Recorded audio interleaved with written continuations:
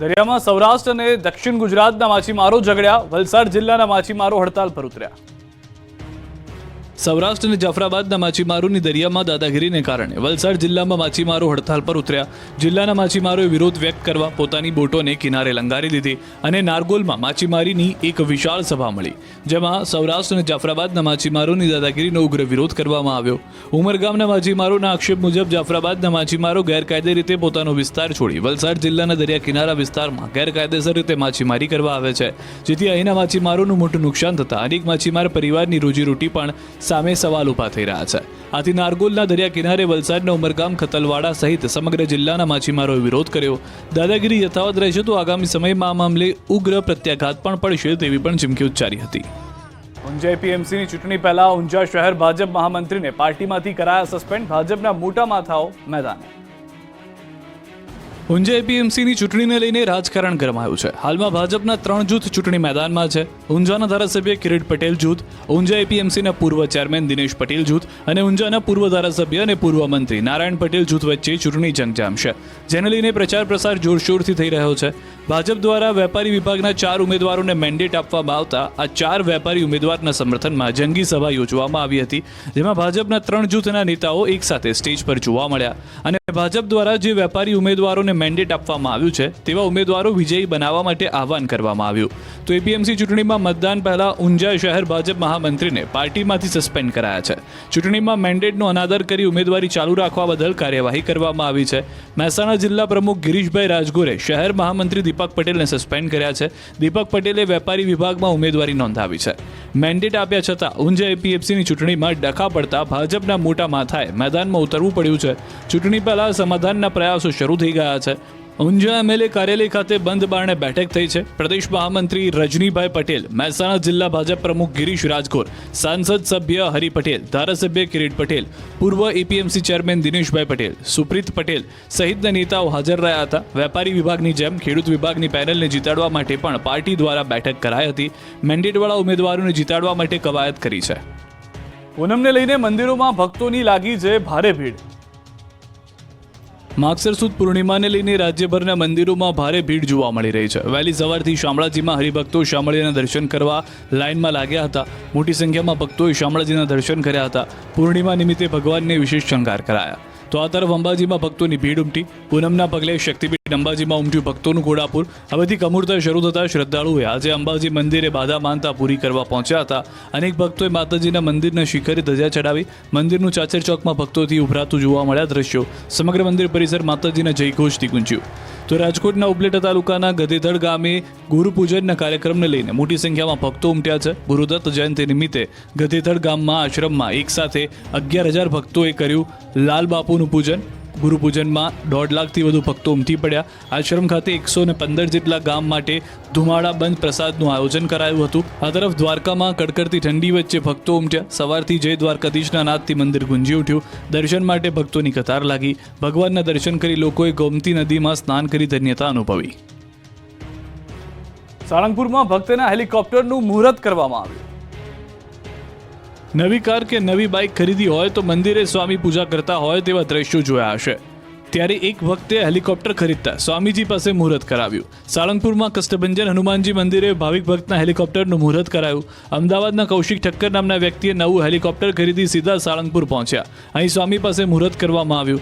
મુહૂર્ત બાદ શાસ્ત્રી હરિપ્રકાશ સ્વામી સહિતના સંતોને કરાવાઈ હેલિકોપ્ટરની મુસાફરી.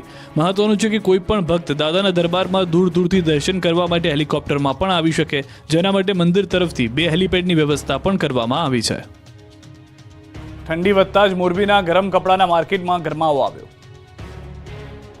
ઠંડીની વાટ જોતું ગરમ કપડાનું બજાર અંતે જોરમાં આવ્યું છે. કાતિલ ઠંડી પડતા મોરબીના ગરમ કપડાના માર્કેટમાં ગરમાવો આવી ગયો છે. ધીરે ધીરે ઠંડીએ જોર પકડતા ગરમ કપડાના માર્કેટમાં તેજી જોવા મળી રહી છે. ગરમ કપડાની બજારોમાં ઘરાકી વધતા વેપારીઓનો ઠંડો પડેલો ધંધો ગરમ થયો છે. મોરબીના તિબેટિયન માર્કેટમાં દરરોજ ખૂબ મોટી સંખ્યામાં લોકો અવનવા સ્વેટર ખરીદવા આવી રહ્યા છે. દર વર્ષની જેમ આ વર્ષે પણ ડિઝાઇનર જેકેટ, સ્વેટર, ગ્લવ્સ, અવનવી ડિઝાઇનવાળી કેપ, સ્કાર્ફનું વેચાણ છે. ગત વર્ષની સરખામણીમાં 20% જેટલો ગરમ કપડાના ભાવમાં વધારો થયો છે. બાળકના સ્વેટર, જેકેટના ભાવની શરૂઆત 600 થી 800 રૂપિયા, જ્યારે યુવાનો માટે જેકેટના ભાવની કિંમત 800 થી 1,000 રૂપિયા છે. આ વર્ષે સૌથી વધારે બાળકોની વેરાયટી જોવા મળી રહી છે અને વેચાણ પણ બાળકોમાં થયું છે. પફ જેકેટ, ઓવરકોટ સહિત અનેક વસ્તુઓ હાલ માર્કેટમાં લોકો વધારે પસંદ કરી રહ્યા છે. સુરતથી 3 બેગ ભરી નકલી નોટો પકડાય. મુંબઈથી ડિલિવરી કરવા આવ્યા અને પકડાયા.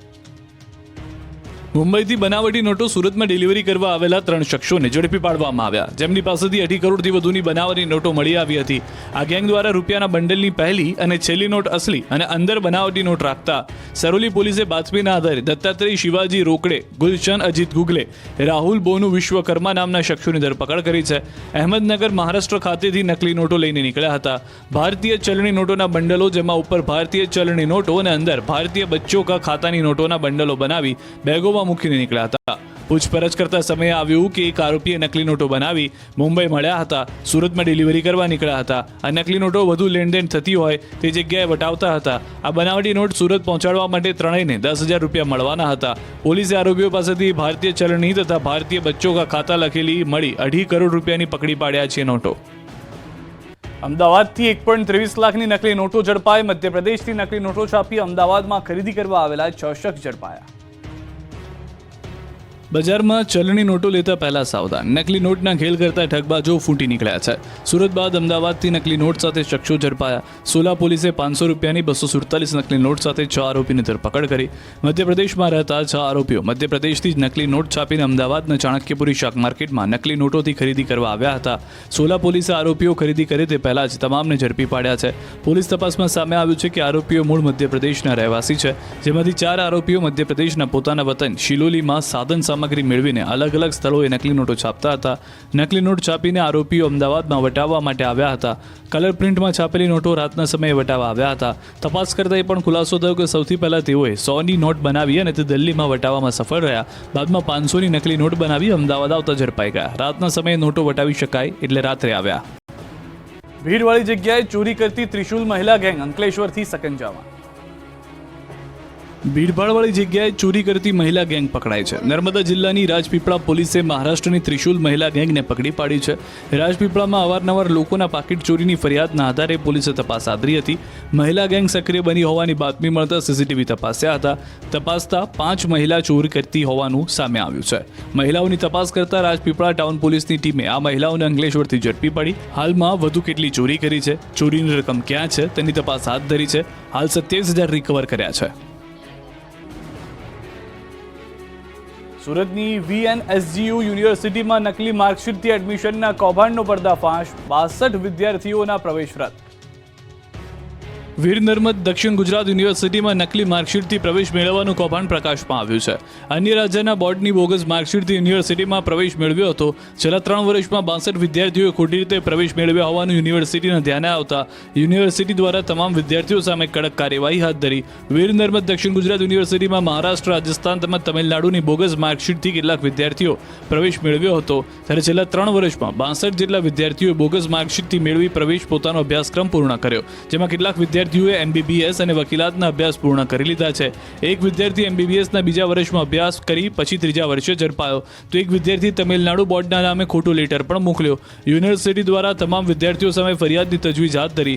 યુનિવર્સિટી દ્વારા અન્ય રાજ્યોમાંથી પ્રવેશ લેનારા વિદ્યાર્થીઓની માર્કશીટ ક્રોસ વેરિફિકેશન કરતા સમગ્ર કૌભાંડ બહાર આવવા પામ્યું હતું. ત્યારે પકડાયેલી તમામ માર્કશીટ તમિલનાડુ, NIO